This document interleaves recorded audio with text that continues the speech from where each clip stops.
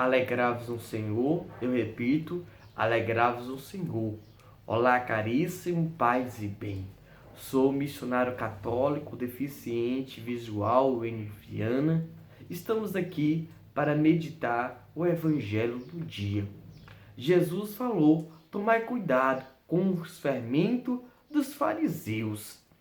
Meus irmãos e minhas irmãs, nós sabemos que o fermento, quando a cozinheira coloca no bolo, é o que faz o bolo crescer, ficar fofinho. Exatamente. Nós sabemos disso, que se não usar o fermento, o bolo fica chapado, ele não cresce e não fica com sabor bom. As pessoas nem comem se ficar desse jeito.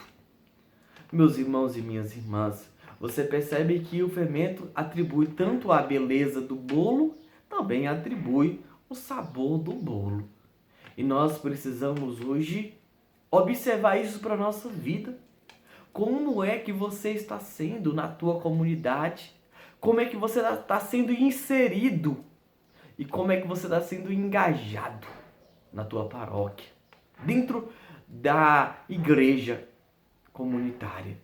Meus irmãos e minhas irmãs, você está sendo um fermento para embelezar e para dar sabor à vida dos irmãos e das irmãs? Ou você está sendo o fermento dos fariseus?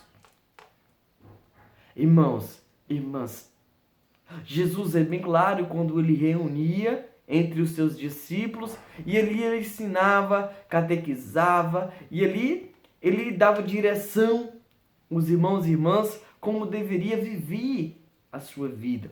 E nós sabemos que quando nós começamos a ter uma vida segundo a vontade de Cristo, exige de cada um de nós um desapego, renúncias, para que cada vez mais nós possamos nos comprometer e ser fiéis a Cristo nas simples coisas.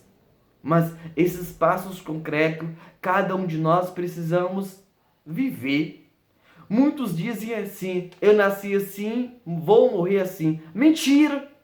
Todo mundo pode mudar, devido se cada um tiver uma decisão de vida.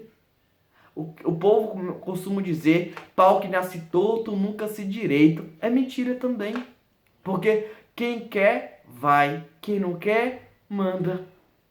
Meus irmãos, isso é claramente. A gente encontra pessoas com defeito de caráter, pessoas soberbas, ignorantes, vaidosas dentro da igreja, pessoas arrogantes que não dá o braço a torcer, pessoas que com o nariz empinado pensa que é o tal, pensa que é o bonzão, e não é. Somos todos iguais. E Jesus, quando reunia, quando catequizava, sempre via nos ensinar, vinha nos corrigir. E é assim que Jesus vem fazer conosco hoje. Tomar cuidado com esse fermento. Por quê?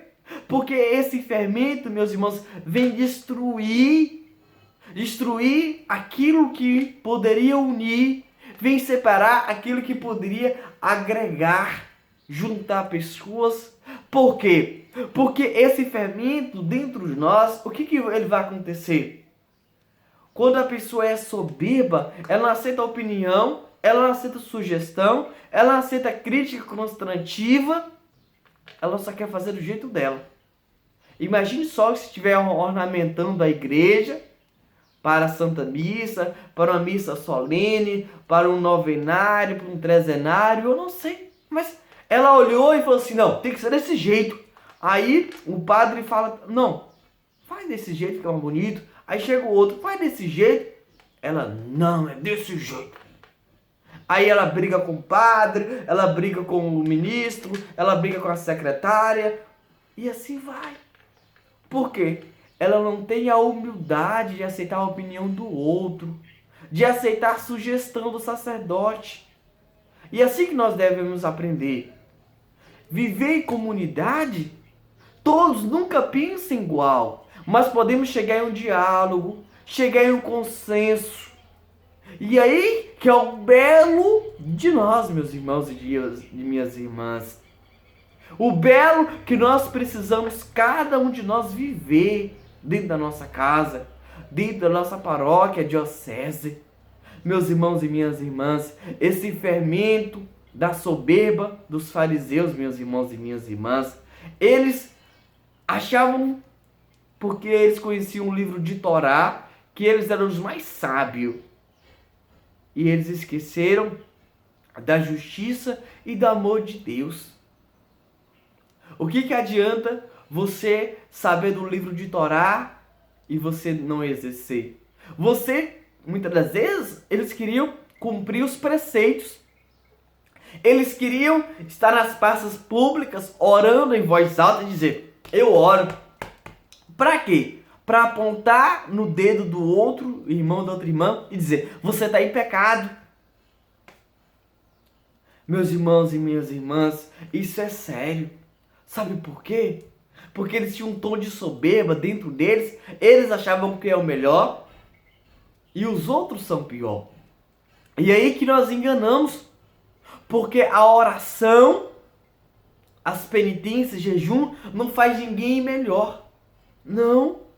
A oração precisa fazer na pessoa de joelho, em qualquer pessoa que reza, humilde, misericordioso, compassivo, dócil, manso.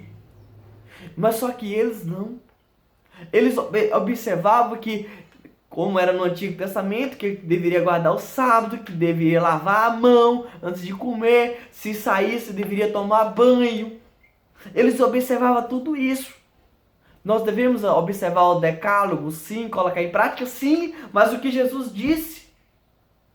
Amai a Deus sobre todas as coisas. E ele disse, amai o próximo como eu vos amei, como eu vos amo. Como eu amo você, você que está me assistindo, está me acompanhando. Como Jesus ama você, você precisa me amar. Você precisa amar seu pai e sua mãe e honrar o pai e mãe. Só que muitas das vezes nós somos soberbos. Sabe por quê?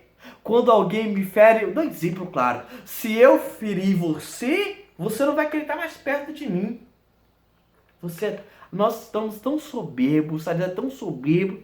Se a pessoa magoasse o outro, não queria mais estar por perto. Entende? E aí que Jesus entra. Quando a gente entra na pedagogia de Cristo, na escola de santidade, na escola apostólica de Cristo, nós percebemos que nós devemos perdoar 70 vezes 7. O soberbo, ele não vai querer perdoar. Ele não admite que o outro merece também um perdão, como você merece, como nós merecemos. Então, meus irmãos e minhas irmãs, nós não devemos ser como os fariseus e tomar cuidado com esse fermento da hipocrisia. Porque os fariseus, eles gostavam de vestir aquelas longas vestes, mas só que tinha uma coisa que muitas das vezes ele não preocupava, que nós devemos ter esse carinho, esse zelo com o nosso coração. Exatamente, porque o nosso coração é morada da Santíssima Trindade. E muitas das vezes o nosso coração existe dentro de nós uma mágoa, um ódio, longas datas, raiva, guardando de um amigo, de uma amiga, do meu cônjuge, dos meus pais. E ali eu não perdoo, ali eu não chego em um momento de conversa com Deus para que Deus possa me curar dos meus traumas. Não. A minha soberba, muitas das vezes, é desse jeito. E muitas das vezes, meus irmãos, quando a gente se torna soberba, a gente não admite o nosso erro e também não quer pedir perdão. Exatamente. Por quê? Porque quando nós erramos, nós não queremos descer do nosso salto alto, admitir que nós erramos e falhamos. Então, olha que interessante. Jesus disse, aquilo que está oculto um dia vai ser descoberto. Exatamente. Não adianta você colocar uma máscara na sua face e dizer, eu observo os mandamentos, isso e aquilo. Amém. Glória a Deus por isso que você observa os 10 mandamentos, você coloca em prática. Mas não adianta de nada você observar na igreja e em casa você não observa. Não adianta de nada você me ver na rua, falar Wênio, paz e bem, mas dentro de casa você só daqueles palavrão. Entende? Sabe por quê? Porque o dia que eu for na sua casa, o teu filho vai falar que você solta palavrão, o teu esposo vai falar. E aí? Você vai colocar a sua cara aonde? Porque tudo que um dia estava à escondida vai ser descoberto.